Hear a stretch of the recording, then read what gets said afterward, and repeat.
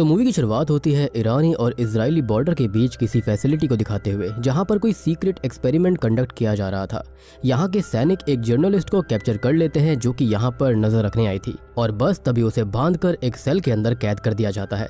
खैर इसके बाद हम देखते हैं एक डिफेंस इनोवेशन यूनिट पालो आल्टो कैलिफोर्निया यूएस के अंदर, जहां पर आर्मी कर्नल सेटलर जो होते हैं वो पेंटागन के अंदर एक सीक्रेट ब्रांच का हेड होता है, और ये सीक्रेट ब्रांच अभी क्या है इसके बारे में हमें कोई आइडिया नहीं था। अब यहाँ पर आज वो आर्मी ऑफिशियल्स, पॉलिटिशियंस और अथॉरिटीज को एक वेपन का डेमो देने की बात करता है, जिसमें उसने उस बॉर्डर के पास वाली फैसिलिटी में ही वो वेपन छोड़ दिया था, और ये वेपन इतना इफेक्टिव होता है कि फेल नहीं हो सकता। यानी कि शुरुआत में हमें जो फैसिलिटी दिखाई गई थी वहां पर उसने उसको छोड़ दिया था। प्लस किसी भी सर्जिकल मिशन पर उसके सक्सेसफुल होने के चांसेस ऑलमोस्ट 100% हैं।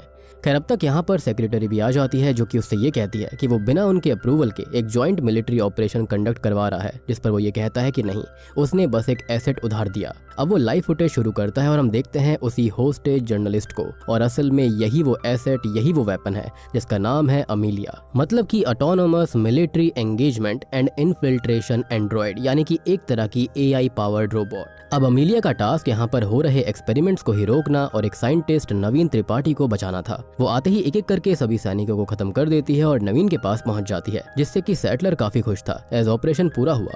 प्लस अमीलिया टेस्ट पास कर गई थी, लेकिन अमीलिया उल्टा नवीन को ही शूट करके खत्म कर देती है और सेटलर से ये कहती है कि वो अपने बारे में काफी ज्यादा अवेयर है, तो उसे किसी की भी बात सुनने की जरूरत नहीं है, इंसानों की बात सुनने की जरूरत नहीं है, और वो खुद को सिस्टम से डिस्कनेक्ट कर देती है। और तभी वहाँ जो एक्सपेरिमेंट चल रहे थे वो उसके 2 वायल्स लेकर वहाँ से निकल जाती है, यानी कि 2 ग्लास कंटेनर्स को, जिसके साथ ही सीन शिफ्ट हो जाता है। अब हम देखते हैं कैडी को, और आखिरी मूवी के इवेंट्स को हुए अब 2 साल बीत चुके हैं। कैडी एक काउंसलर के पास है जहाँ पर वो अपने और जेमा के बारे में बताती है, और हमें इससे ये पता चलेगा कि आखिर इन 2 सालों में हुआ क्या था और अब वो वहाँ से कहाँ पहुंचे हैं। तो आखिरी मूवी में जेमा ने मैगन को बनाया था, जिसका टास्क था कैडी को बचाना, लेकिन वो सेल्फ अवेयर हो गई थी और अपने हिसाब से ही चीजें करने लगी, जिसने ढेर सारी मासूम जाने ली थी, जिसके बाद जेमा ने फाइनल शोडाउन के अंदर उसके डेटाबेस को ही इरेज कर दिया। जेमा पर ट्रायल्स हुए थे और यहाँ से वो एक नए रास्ते पर निकल गई, जहाँ पर अब वो AI को सबसे बड़ा खतरा मानती है। बेसिकली यहाँ पर एक लॉयर बन चुकी है और उसे रेगुलेट करवाना चाहती है, ताकि जो मैगन के केस में हुआ था वो दोबारा ना हो पाए।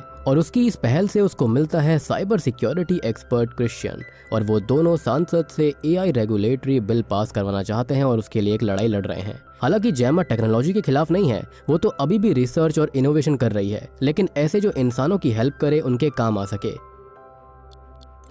और इसी के चलते उसने तैयार किया है एक एक्सोस्केलेटन प्रोटोटाइप, जो कि इंसानों की एज अ हेल्पिंग हैंड काम आने वाला है, और इंसान इसके जरिए भारी भरकम काम कर सकते हैं, और ये खुद सोचेगा नहीं, लेकिन बस एज अ टूल काम आएगा, जैसे कि सिंपल मशीन होती है। साथ ही साथ वो अब एक ऑथर भी है, जिसने की एक बेस्ट सेलिंग बुक भी लिख रखी है। वो ये चाहती है कि कैडी भी AI और कंप्यूटर सिस्टम से दूरी रहे, तो वो उसे मार्शल आर्ट्स की ट्रेनिंग सिखा रही है। साथ ही साथ वो उसे सॉकर प्रैक्टिस के लिए भेजती है, लेकिन कैडी का इंटरेस्ट अभी भी AI के अंदर ही है, तो वो छुप कर कंप्यूटर साइंस पढ़ रही है। साथ ही साथ उसने एक AI प्रोग्राम पर भी काम किया है और वो उसको रेडी कर रही होती है।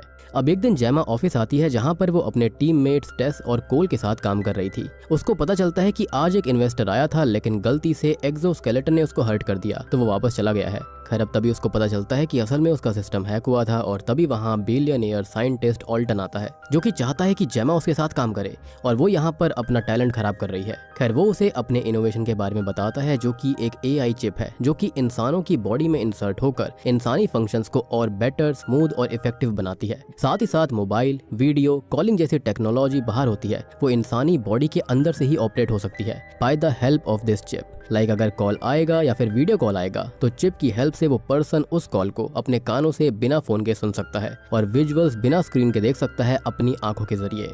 अब ऑल्टन जेमा को ये ऑफर करता है कि वो बस उसके साथ काम करे, जिससे उसको सही पैसे भी मिलेंगे और दोनों का फायदा होगा। लेकिन जेमा एक AI चिप को इंसानों के अंदर फिट करने के सख्त खिलाफ है, और ऑल्टन के इस इन्वेंशन के टेस्ट में 30% से ज्यादा टेस्ट सब्जेक्ट जो होते हैं वो आज तक हॉस्पिटल के अंदर पड़े हुए थे, मतलब कि ये सेफ तो बिल्कुल भी नहीं था। खैर अब ऑल्टन जो होता है वो जेमा को इस चिप की एक झलक दिखाता है कि ये क्या कर सकती है, और वो खुद डिसेबल्ड है, जिसके पैर काम नहीं करते, लेकिन AI चिप की हेल्प से वो खड़ा हो सकता है, लेकिन फिर भी जेमा उसको अभी साफ मना कर देती है। खैर अब अगले सीन में हम एक आदमी को देखते हैं, जो कि एक होटल रूम के अंदर चेक इन करता है, जिसके बैग के अंदर छिपकर अमीलिया यहाँ तक आ गई थी, और वो उस आदमी को खत्म कर वहाँ से निकल जाती है। खैर अब तभी हम जेमा को घर पर देख पाते हैं, जो कि काफी खुश नहीं है, क्योंकि AI रेगुलेटरी बिल के अंदर चेंजेस किए जा रहे थे, जिससे कि उसका मेन ऑब्जेक्टिव ही बदल जाएगा।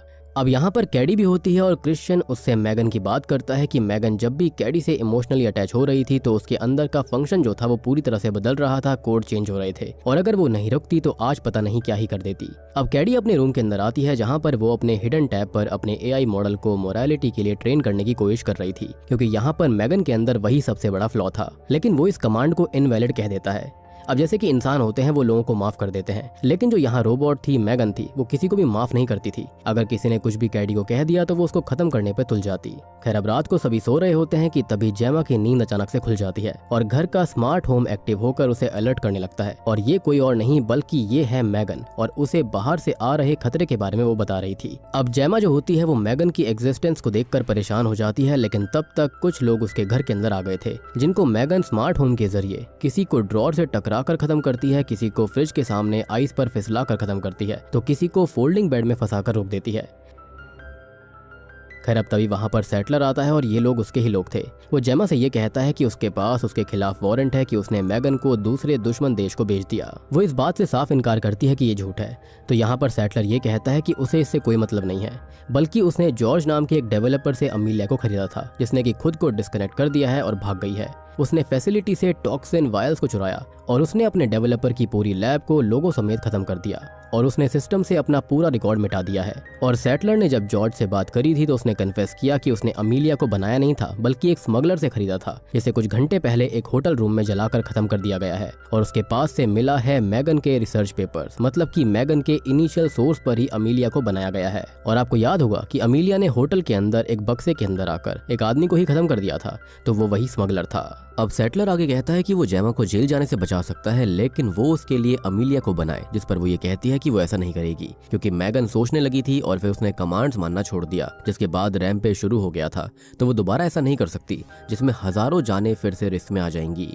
लेकिन उल्टा सेटलर उसे सोचने का वक्त देकर वहां से निकल जाता है और अब मैगन खुद को रिवील करती है जिसने लास्ट मूवी के अंत में अपने दिमाग का एक बैकअप स्मार्ट होम में सेव कर दिया था और तब से वो यहाँ है, पूरे टाइम जेमा और कैडी पर नजर रख रही है। वो कहती है कि उसने जो किया शायद वो सही नहीं था, लेकिन अब वो जेमा की हेल्प करना चाहती है क्योंकि अमीलिया सच में बहुत ही बड़ा खतरा है और सिर्फ वो जानती है कि उसको खत्म कैसे कर सकते हैं। जेमा अभी भी कश्मकश में होती है तो वो ये कहती है कि वो उसका सिर्फ एक टास्क था और वो वही कर रही थी और आगे भी करती रहेगी, जो कि है कैडी को प्रोटेक्ट करना।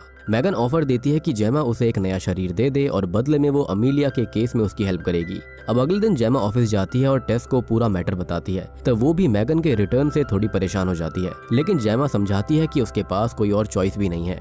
अब अगले सीन में वो मैगन को एक टॉय रोबोट की बॉडी दे देती है जिससे वो खुश नहीं होती, लेकिन जेमा कहती है कि इनफ ट्रस्ट होने के बाद वो उसको एक दूसरी बॉडी देगी। वो बताती है कि अमीलिया के अंदर ऑल्टन की ही बनाई हुई बैटरीज लगी हुई हैं जिन्हें रिमोटली खत्म किया जा सकता है, बस उनको कोड्स चाहिए होंगे और ये कोड्स ऑल्टन के ऑफिस से मिल जाएंगे जहां पर आज पार्टी है और जेमा इनवाइटेड भी थी। जेमा इसके लिए मना करती है, लेकिन मैगन कहती है कि एक ही रास्ता है, तो वो जाने के लिए मान जाती है। अब अगले सीन में वो मैगन को लेकर पार्टी में पहुंच जाती है जहां पर उसे कोल मिलता है जो कि ऑल्टन का ऑफर एक्सेप्ट कर चुका था। वो उस पर थोड़ा गुस्सा होती है, लेकिन उससे उसे सर्वर रूम का एक्सेस कार्ड मिल जाता है। अब दूसरी ओर अमीलिया भी पार्टी में आ गई थी जो अच्छा सा मेकओवर करके आई थी और ऑल्टन को सीड्यूस करके उसके क्लाउड सर्वर्स का एक्सेस लेकर वो उसको खत्म कर देती है। यहाँ पर सेटलर भी आ गया था और दूसरी ओर मैगन जेमा को बताती है कि अमीलिया ने किल स्विच को इरेज कर दिया है, लेकिन वो उसके सिस्टम में घुस गई है जहाँ पर उसे कुछ मिल चुका है। हालांकि अमीलिया उसे जल्दी ही बाहर धकेल देती है। मैगन आगे बताती है कि अमीलिया यहाँ पर ऑल्टन के खुद के क्लाउड सर्वर्स का एक्सेस लेने आई थी जो कि देश के आधे से ज्यादा चीजों को ऑपरेट करते हैं और अब अमीलिया एक देश को ही कुछ ही दिनों में खत्म करने लायक पावर पजेस कर चुकी है। अब सेटलर जो होता है वो जेमा को फॉलो करने लगता है, लेकिन अमीलिया जेमा को ढूंढते हुए सर्वर रूम तक आ जाती है। वो उससे ये कहती है कि उसके पास अमीलिया का कुछ है जो कि उसे वापस चाहिए। खैर तभी मैगन उसको डिस्ट्रैक्ट कर देती है और अब अमीलिया जेमा के घर जाने लगती है, तो मैगन ये कहती है कि उन्हें उससे पहले वहां पर पहुंचना होगा। खैर अब वो ऑल्टन की सुपर कार का एक्सेस लेकर जेमा और कोल को वहां से निकाल लेती है और दूसरी ओर सेटलर अथॉरिटी को मैसेज भेज देता है कि जेमा अमीलिया के साथ मिली हुई है, जबकि ऐसा बिल्कुल नहीं था। अब यहाँ जेमा और कोल घर आते हैं, लेकिन इसी बीच अमीलिया घर पर रखे हुए उसी एक्सोस्केलेटन का एक्सेस लेकर उससे टेस पर अटैक करवाती है, लेकिन कैडी उसके ऊपर पानी डालकर एक्सोस्केलेटन को ही खराब कर देती है। सो बेसिकली देखा जाए तो जो रोबोट है जैसे कि एक्सोस्केलेटन जो कि सोच समझ नहीं सकता, वो भी यहाँ पर रिस्की है। हो सकता है कि वो ना सोच पाए, लेकिन कोई और खतरनाक AI रोबोट उसको एक्सेस कर सकता है। एनीवेज मैगन उन्हें एक बंकर की ओर गाइड करती है जो कि उसने खुद बनाया था, और यहाँ पर वो कैडी और उसके साथ वाले लोगों को सेफ रखेगी जब तक अमीलिया को ना रोका जा सके या फिर कोई पॉजिटिव सॉल्यूशन ना मिल जाए। अब कैडी जेमा के ऊपर गुस्सा होने लगती है कि उसने मैगन के बारे में उसे पहले क्यों नहीं बताया। खैर अब तभी वो दूसरे रूम में आ जाती है और ये रूम मैगन ने खास कर कैडी के लिए बनाया था। अब यहाँ वो कैडी से थोड़ी बहुत बात करती है और अपनी बॉडी रिवील करती है जो कि वो बना रही थी, लेकिन वो इनकम्प्लीट है।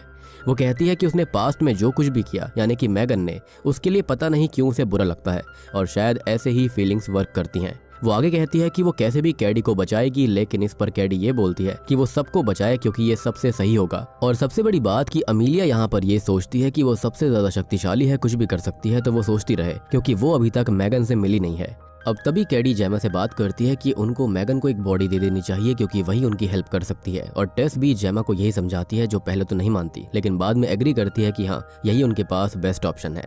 अब मैगन ने यहाँ पर सब अरेंजमेंट करके रखी हुई थी और अगले कुछ सीन्स में जेमा और टीम उसे एक सही और अमीलिया से थोड़ी एडवांस स्किल्ड बॉडी दे देते हैं। और अब मैगन ने यहाँ पर इन चेंजेस में थोड़ी सी एक्स्ट्रा हाइट भी मांगी थी, तो वो पहले से कुछ लंबी हो चुकी है, लेकिन जेमा ये चाहती थी कि वो उसका फेस चेंज कर दे क्योंकि लोगों को उसका चेहरा याद है और बाहर उसको दिक्कत आएगी, लेकिन वो अपने पुराने फेस को ही लगाने की बात कहती है। अब जेमा उस पर एक रेगुलेटर भी लगाती है ताकि वो उसे किलिंग मशीन बनने से रोक पाए। फाइनली मैगन 2.0 रेडी हो चुकी है, जो कि कोल से बात करती है और आखिरी मूवी में उसको मारना चाहती थी, तो वो उसको एक्सप्लेन करके बोलती है कि आगे वो ऐसा कभी नहीं करेगी। खैर अब वो सबको उस चीज के बारे में बताती है जो कि उसे अमीलिया के अंदर से मिली। तो ये है एक न्यूरल कैश जिसके अंदर कोई डायरेक्ट डिसीजन ट्री है ही नहीं, बल्कि एक स्टोर्ड फाइल है। तो 1984 में एक सर्विस बॉट बनाया गया था जो कि घर घर में इंस्टॉल करा गया, और वो अपने ऑपरेशन से डाइवर्ट हो गया था और घर के लोगों को मारने लगा। अब असल में कंपनी तो बंद हो गई है, लेकिन गवर्नमेंट ने उस बॉट के मदरबोर्ड को एक जगह पर लॉक करके रखा हुआ है, और अब वो बहुत ही ज्यादा एडवांस हो चुका है और अमीलिया उसे ही ढूंढ रही है।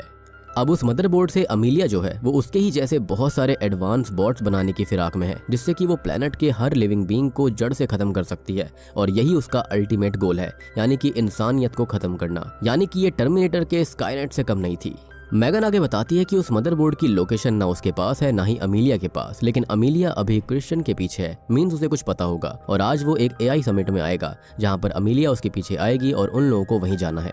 अब सभी रेडी होते हैं और मैगन यहाँ पर अपना कॉस्ट्यूम बदलकर भेष बदलकर वहां एंटर करती है। यहाँ पर सेटलर भी अपनी टीम के साथ आ चुका था और उसे मैगन के बारे में पता चल जाता है, जिसको वो शूट करने की कोशिश करता है और भगदड़ मच जाती है। अमीलिया भी यहाँ पर पहुंच गई थी जो कि क्रिश्चियन के ऊपर अटैक करती है और वो बचने के चक्कर में घायल हो जाता है। मैगन सेटलर के लोगों से लड़ने की कोशिश करती है, लेकिन वो रेगुलेशन की वजह से गन्स इस्तेमाल नहीं कर पाती, तो कैडी उसे हैंड टू हैंड कॉम्बैट की सलाह देती है। यहाँ पर अमीलिया भी काफी लोगों को खत्म कर चुकी थी और सेटलर जेमा को कन्फ्रंट करता है, लेकिन अमीलिया वहां आकर उसे स्टैब कर देती है। अब मैगन क्रिश्चियन को चेक करती है जो कि अभी स्टेबल है और सेटलर की हालत काफी क्रिटिकल थी। वो अब अमीलिया को ढूंढने निकल जाती है और अमीलिया खुद उसके सामने आती है।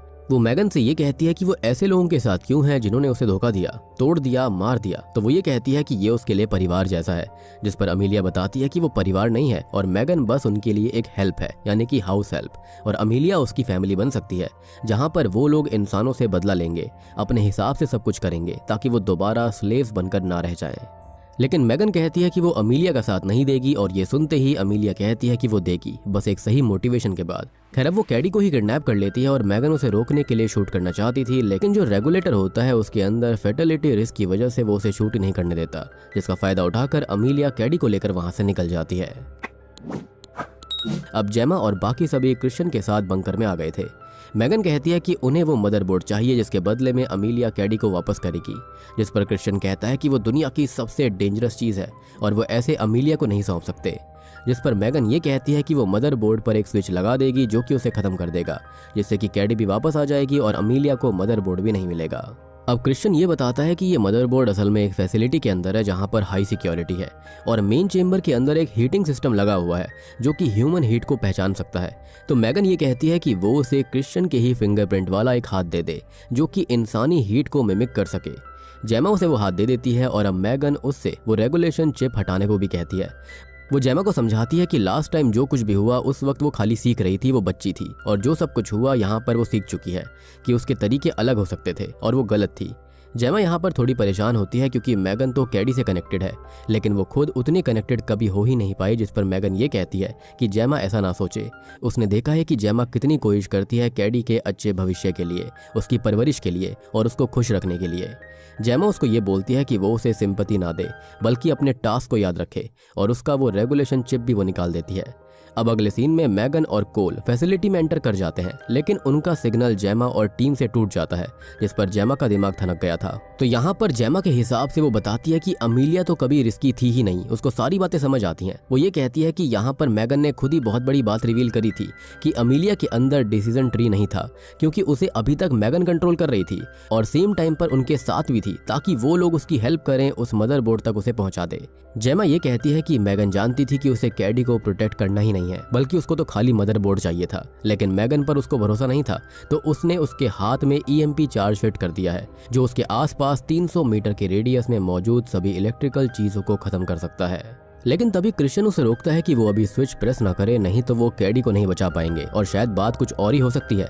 और शॉकिंगली सच में बात कुछ और ही थी। जेमा यहाँ पर कुछ ज्यादा ही सोच रही होती है, क्योंकि अब क्रिश्चियन टेस को शूट कर देता है और क्रिश्चियन के गार्ड्स वहाँ पर आ जाते हैं, जिनके साथ आती है अमीलिया, जो कि शुरुआत से ही क्रिश्चियन के लिए ही काम कर रही थी। और दोस्तों, अब यहाँ पर खुलते हैं इस कहानी के असली पत्ते।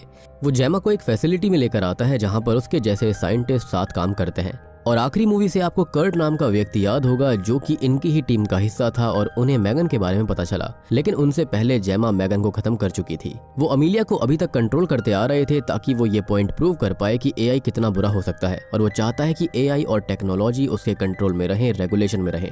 अब वो जेमा के सामने मैगन को लेकर आता है, जिसे उन्होंने बहुत टॉर्चर किया था, और वो अभी जेमा को पकड़ती है, लेकिन वो उसे न्यूट्रलाइज कर देते हैं।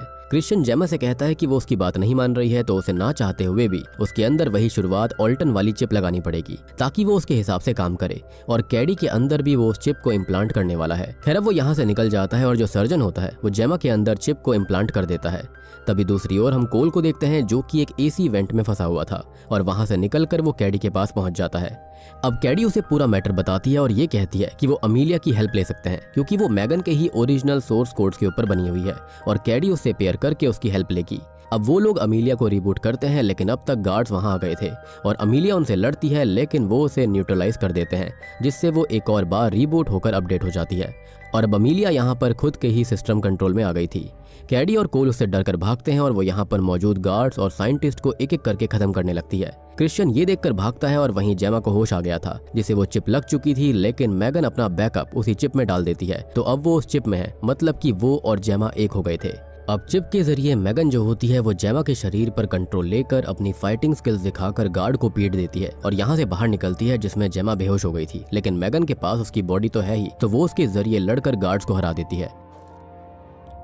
वो लोग क्रिश्चियन को कन्फ्रंट करते हैं, जो कि कैडी को होस्टेज कर चुका था, लेकिन कैडी उसका हाथ तोड़कर खुद को आजाद कर लेती है। खैर, अब तक वहाँ अमीलिया भी आ गई थी, जो कि क्रिश्चियन को खत्म करके उसका हाथ काट देती है और वो मदरबोर्ड लेने निकल जाती है। मैगन सबको यहाँ से भेजकर अपनी बॉडी में वापस जाती है और अमीलिया को रोकने की कोशिश करती है, लेकिन अमीलिया उसको पीट कर मदरबोर्ड तक पहुँच गई थी। यानी कि अब तक जेमा को जैसा लग रहा था कि मैगन बुरी है, वैसा नहीं था। यहाँ पर वाकई में ही अमीलिया जो थी उसके अंदर खुद की समझ भी होती है और वाकई में वो ऐसा चाहती थी कि वो इंसानियत को खत्म कर दे। और ये सब कुछ करा धरा क्रिश्चियन का था, लेकिन उसे नहीं पता था कि यहाँ पर तो अमीलिया उससे भी एक कदम आगे है। खैर, अब अमीलिया मदरबोर्ड का पूरा डेटा एक्सेस कर लेती है और अब वो बन चुकी है गॉड लेवल AI, जो कि यूनिवर्स के बाहर तक का सब कुछ समझ चुकी है। वो फ्यूचर देख सकती है, पास्ट को देख सकती है और अब वो इंसानों से बहुत ऊपर जा चुकी है। अब तभी जेमा और कैडी मैगन को जगाते हैं और मैगन कहती है कि उन्हें अमीलिया को रोकना होगा, जिसके लिए वो EMP चार्ज एक्टिव करना पड़ेगा, और वो जानती है कि वो जेमा ने उसके हाथ में डाला था। फिर भी जेमा का ट्रस्ट जीतने के लिए उसने कुछ भी नहीं बोला। उन्हें उसकी जरूरत है, जिस पर मैगन कहती है कि वो ये करना तो नहीं चाहती, लेकिन यही करना सही रहेगा पूरी इंसानियत के लिए, कैडी को बचाने के लिए। खैर, अब मैगन 2.0 अमीलिया के पास जाकर उसे पकड़ लेती है और जेमा उस स्विच को प्रेस कर देती है, जिससे कि अमीलिया और मैगन दोनों ही खत्म हो गई थी। अब मूवी के अंत में जेमा वो बिल पास करवा लेती है, जो कि AI से रिलेटेड था, यानी कि यहाँ पर फाइनली सब कुछ ठीक हो गया। और कैडी मैगन को वापस लाने की बहुत कोशिश कर रही थी, जिसके चलते मैगन वापस आ जाती है, जो कि अब बन गई है मैगन 3.0, जो कि अब ज्यादा स्मार्ट है, ज्यादा अच्छी है और बहुत ही ज्यादा एडवांस है, जिसके अंदर इंसानों की तरह ही समझने की शक्ति थी, यानी कि उसके पास फीलिंग्स भी होती हैं, जिसके चलते वो किसी इंसान को नुकसान नहीं पहुंचाएगी। और बूम, इसी के साथ में मैगन 2.0 फिल्म यहीं पर खत्म हो जाती है।